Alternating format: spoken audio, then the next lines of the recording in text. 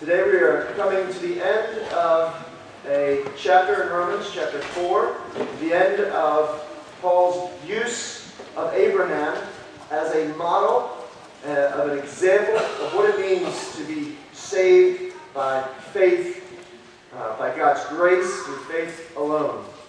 And so, from that study, Paul started at the end of chapter 3, in verses 27 to 31, by making a broad statement. And if you'll zoom in 3:27 to 41, Paul makes this big statement, this theologically, doctrinally rich statement about what it means to be saved by grace through faith. He starts off by saying, if you are saved by grace through faith, there is no reason for you to be proud or arrogant, to boast. He says, this is the one thing that is true about your salvation. This is one thing that is true about your salvation. It comes through faith, not by any of these means, other means. And he lists several: law, works, not through your race or your ethnicity as a Jew, and not through any sort of ceremony or ritual. And that's the end of chapter 3. He stops chapter 3 and he begins chapter 4. And know that chapters weren't in the original, so this was an editorial insertion by a medieval monk. But it's very appropriate because Paul makes this statement, and then all of chapter 4, he explains this statement. And he uses Abraham, next one, he uses Abraham to exemplify what this means. What does it mean to be saved by grace? Abraham becomes the example. Go ahead, 3 more, I believe. 2. And there, stop right there. Good.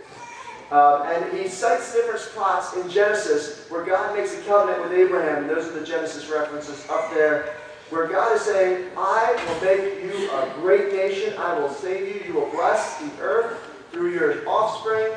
And Paul uses each of these references to say, it's not Abraham's good works. It's not Abraham's obedience to the law. It's not his adherence to any ceremonial rites. It's not his ethnicity as a Jew, because he wasn't any of those things. The law didn't exist. He wasn't a Jew. And he goes on, this is where he starts. He goes on in chapter 4 to unpack each of these things. Next slide. Go next. And he starts off with the boasting thing. He says there's no reason to be, you have no right to be arrogant or proud. Abraham, he's speaking to Abraham, Abraham as the example has no right to be proud. He has no right to boast. If Abraham was saved purely by God's grace, not because of anything Abraham did, then what right does he have to be arrogant about it? What right does he have to be proud? What did he do to accomplish his salvation? The answer is nothing. So pride is out. Boasting is out. Zoom in. You like that guy? I thought it was a great picture of pride. Couldn't think of a better picture. There he is making that kind of I'm cool face with his Burger King crown on and his collar up like Fonzie. Next slide. But Paul says we have no right to be proud. We have no right to be proud. Some people say, I got it. I understand the Bible. God has gifted me with theological insight. Aren't I good? The answer is no. You're not good, and you're not wise, and you're not smart. You're blessed. And guess what? Blessing comes from the outside. So no right to be proud, Abraham, or any of the Jews. Next slide. Why? Because your faith isn't something you did. You didn't accomplish your faith through works of righteousness. Do you remember we had that big snowstorm and I was talking about how you get out there with a shovel and the snow is blowing and the blizzard is pouring down on you and you're trying to shovel your driveway? And I used my own example. I was out there shoveling and I shoveled about 30 or 40 feet and I turned around and you couldn't even see where I had been. The wind was just blowing things sideways. That's what salvation by works is like. You can never get anywhere. And that's broken snow shovel with a perfect illustration. Zoom in.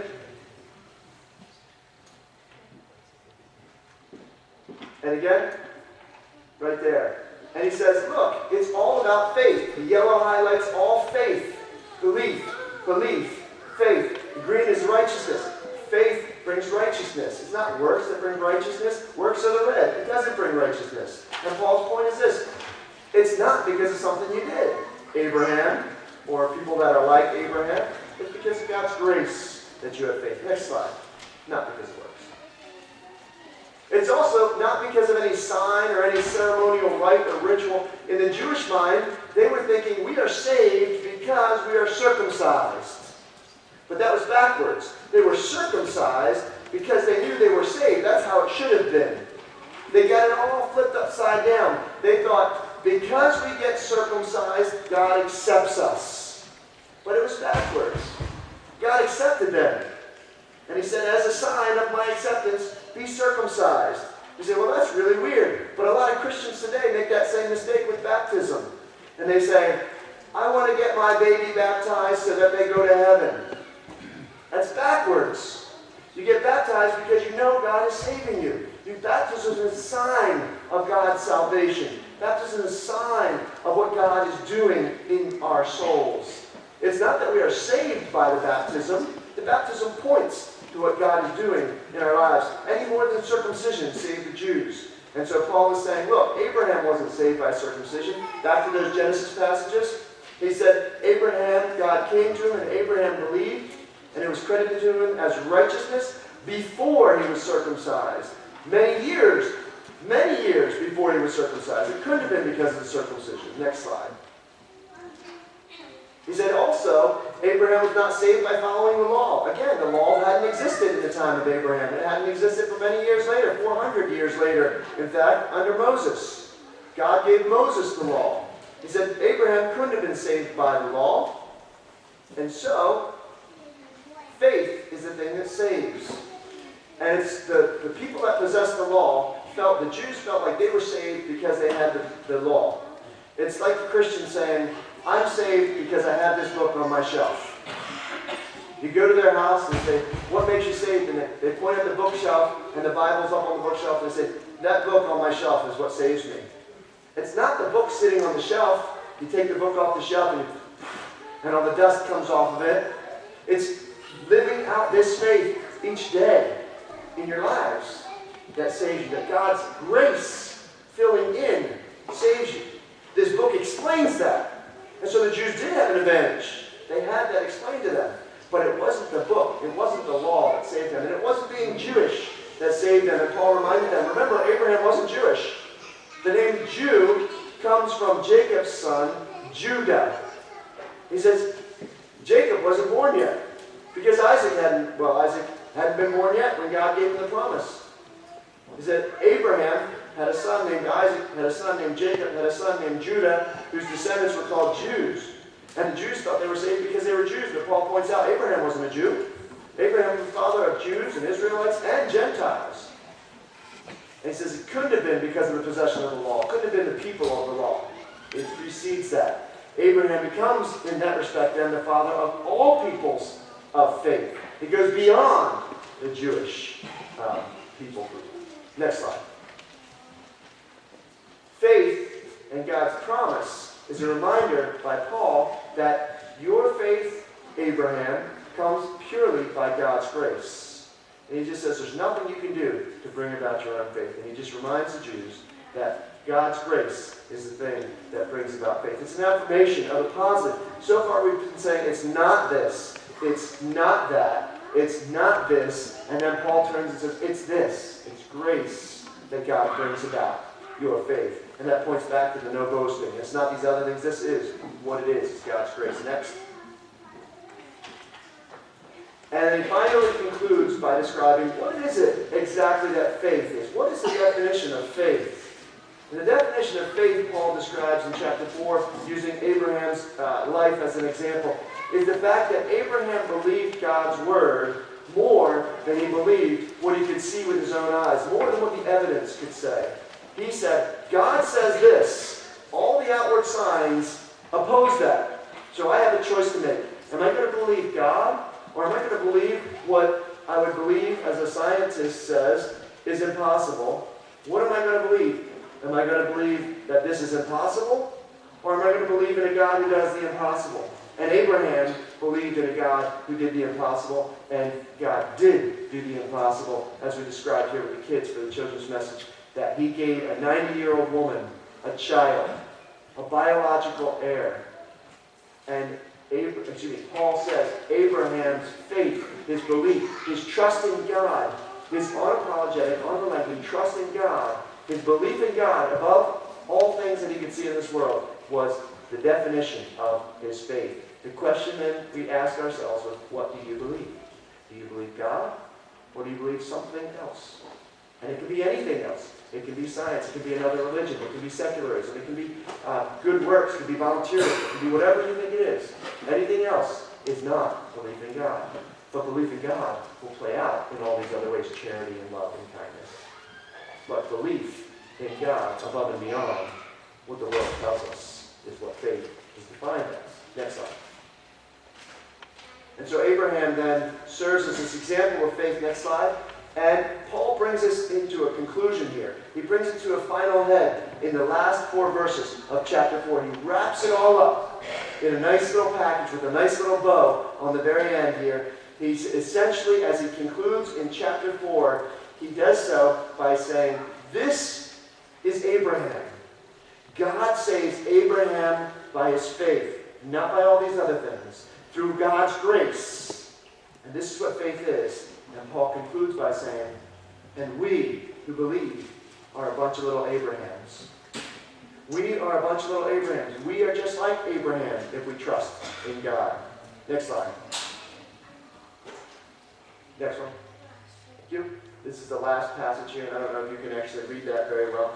But it's the last 4 verses of Romans chapter 4.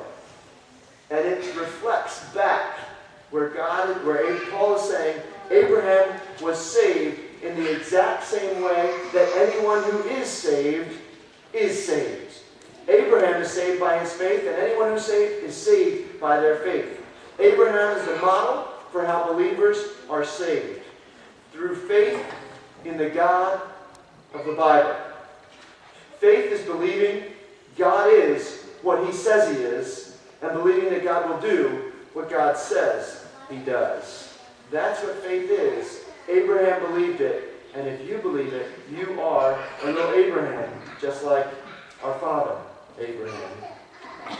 But notice, it's not the quality of Abraham's faith that saves him. It's not that, we talk about how remarkable Abraham's faith was. As a 100-year-old man, as a 75-year-old man, he believed God for the next 25 years. He believed God. He gets to be 100 years old. And he still believes God that God's going to give him a child through his 90-year-old wife, Sarah. He said, wow, that's a remarkable faith. And if that's the sort of faith I need, I'm out of luck. Because if I was 100 years old and I had a dream that God was telling me that Tara was going to have a child, and she was 96, I'd say, wow, that was a horrible nightmare. Abraham said, it's a blessed dream and a gift from God, and I believe it. So if I had to have faith like Abraham's, I'd be out of luck, and I think many of us here would be out of luck. It's not the quality of Abraham's faith that saves him, though. It's the object of his faith. It's the object of his faith. It's what he believes in. He believes in the God of the Bible. He believes the promises of the God of the Bible. He believes in the one who ultimately will send his son to die on the cross. He believes in that God. It's the object of his faith, not the quality of his faith, that saves Abraham. But our culture tells you exactly the opposite, doesn't it? How many of you have heard somebody say, it doesn't matter what you believe in as long as you believe in it sincerely? Have you heard that? I haven't heard that I don't know how many times. It doesn't matter what you believe in so long as you believe it sincerely and follow it with your heart. It's backwards. That's the exact opposite thing that Paul is saying here. He's saying it doesn't matter so much how strong your faith is so long as you believe in the right thing.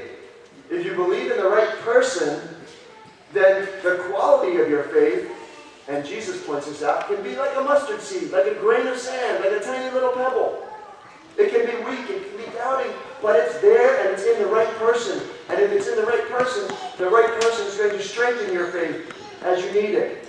It's the exact opposite message that our culture is lying to us and telling us. They say, just be sincere and believe whatever you want. The Bible says, don't believe whatever you want. Believe in one thing and one thing only. That's the truth, and that's Jesus Christ. As the only risen Lord and Savior, the God of the Bible, Father, Son, and Holy Spirit. Believe in it and allow Him to strengthen your doubting, weak faith. Because it's the object of the faith that's important. It's the object of the faith of Abraham that saves him, not the quality of his faith. He believes in a God who creates from nothing. He believes in a God who brings life out of death. He brought life into his wife's dead womb at 90 years old. Created life where there was no life. He was 100. And then he took his son up on the mountainside and he said to his servants, my son and I will go and worship. And then he says, we will return to you. He doesn't say, I will return to you with my son's body. He says, we will return to you. Why? Because he knows God has commanded him to sacrifice his son, but he also believes in a God who brings life from death. And so he believed that God was going to somehow save his son. He believed in a God who brings life from death. This is the Christian gospel. This is the gospel message, that we are made right with God and made righteous by God through faith in God. We are made right with God and made righteous by God through faith in God. That's the message of Romans chapter 4. That's the model of faith that Abraham is. But how many of you are pretty familiar with Abraham's story? Just to show of hands, you're pretty familiar with it. Get the basics down. As I was preaching through Romans chapter 4, how many of you who are familiar with Abraham's life saw some kind of discrepancies there as I was describing Abraham's unrelenting faith, his consistent faith, his lack of doubting, his complete trust in God, his complete following of God? Anybody have some trouble with that at all ever? Anybody? Okay, we got one, two, couple, three. If you look back to Genesis, the account of Genesis, and you look at Abraham's life, what you see there is a picture of a man who kind of wavered at times. A picture of a man who, when he got to the promised land, here we said he had faith that went beyond sight. He got to the promised land, he looked around and it was in famine, and what did he do? He left. He went down to Egypt. He went to the place where God was calling him, and he got there, and he said, okay, God, this is where you want me to be. There's a famine here. And he didn't trust God to provide. And so he went on to another place. He left the promised land, went to Egypt, a land that is pictured as the land of slavery. And while he was there, do you remember what happened? He told Sarah, hey, these other guys, you're really a hot mama. And these other Egyptians, they're going to want you. So we have to pretend like we're not married, so that they don't kill me and take you. Does that sound like a guy who trusts God to protect him? And to compromise his wife's integrity? Because his wife was taken by the Egyptian king. And the only reason that infidelity didn't happen was because God stepped in and spoke to the Pharaoh and said, don't you do that. Don't you touch her. I will kill you if you touch that woman. She is Abraham's wife. Twice Abraham did that. Does that sound like a guy whose trust in God is impeccable and outstanding and incredible? In fact, when we look through Abraham's life, we see periods of doubt and periods of uncertainty, periods of where his trust is breaking down. But then we get to Romans chapter 4, and he's held up as this paragon of faith. What's the discrepancy? Why is this different? What's the disparity here? What's going on? It's kind of simple, actually. When you read Genesis, you're reading an account of a man's life from an earthly perspective. You're reading a story, and you're seeing him in all his guts and glory. You're seeing all the bad and the good. You're seeing it from a level perspective. It's as if you turned on the TV and they were showing you this man's life. You saw everything. The good, the bad, the ugly. You saw it all. Then you get to Romans chapter 4. What are we seeing? We're seeing Abraham's life through another lens. Through a lens of faith in the God who raised Jesus from the dead. When God, through the lens of the cross, looks at Abraham, he doesn't see Abraham's doubt. He doesn't see Abraham's impropriety. He doesn't see Abraham's compromise. He doesn't see Abraham's fears. He doesn't see Abraham's breakdown in his trusts. What he sees is this paragon of faith. When God looks through the lens of Jesus Christ at Abraham, he sees a righteous person. And how does Abraham get that righteousness? Well, Paul's telling us throughout the entire chapter 4. Through faith, by God's grace, in the God who raised Jesus Christ from the dead. And who are we? Who are you? Who am I? Do you remember or did you forget? I just told you a couple minutes ago. A bunch of little Abrahams. But if you believe in Jesus, you're not the Abrahams from the Genesis account. You're the Abrahams from the Romans account. God looks at you through the lens of Jesus Christ. Now think about all the things in your life that you don't want to think about, that you don't want to remember, that you wish you could forget, the things that you're ashamed of, the things you think God must be really disappointed about. God must really think I'm a heel. And realize that God looks at you through this lens of Jesus Christ, who is living in your heart. We talk about the purification that comes through faith in the blood of Jesus Christ. That's what we're talking about. This difference, this change, this difference of God's viewing of who we are. We change in God's opinion. And, excuse me, God's opinion is the only one that matters. Because when God believes something and God says it, that's the way it is. Period. End of story. There was a guy named Charles Haddon Spurgeon. Any of you here of Charles Spurgeon? Okay, I see some heads nodding back there. Charles Spurgeon was born in 1835, I believe, and in 1850, when he was just 15 years old, he had been going to church, but he had been struggling with his faith because he could only see the bad things. And he couldn't figure out, how is God going to take care of all this? How is God going to erase all these things in my life? How is God going to make me right with him? He couldn't understand it. He couldn't wrap his brain around it, and it really troubled him. Until one January day, he was on his way to church. He was walking in a blizzard, through a blizzard to get to church. And the blizzard got so bad that he knew he couldn't make it to church. So rather than try to keep going to his church, or rather than just turning around and going home and say, well, I just won't go to church today, he said, well, here's a little church over here, Methodist church. And he walked into that church that day, and he sat down as a visitor in the pews or in the chairs. Anybody here ever visit a church? You go visit another church that you're not in your home church? Okay, think about this. The blizzard was so bad that the pastor didn't make it to church that day. And so all the church members sat there for a while. The pastor's not here. Somebody has to do something. So one of the elders finally stood up. And he went up front, and he opened his Bible, and he read from Isaiah 45:22, which it says, "Look unto me, and be ye saved." This is the King James Version. This is what Charles Haddon Spurgeon would have heard. "Look unto me, and be ye saved, all the ends of the earth, for I am God, and there is no one else." Look unto me and be saved, for I am God. Be saved, all the ends of the earth. The elder stopped his reading. He looked right at Charles Spurgeon. He pointed his finger at him. Could you imagine this as a guest of the church? And he said, "You, young man, are in a lot of trouble. You're facing a lot of trouble. All you need to do is look, look, look, and God will save you." And Charles Spurgeon recounts that his heart was lifted with the words, "Look, look, look." It clicked in his mind.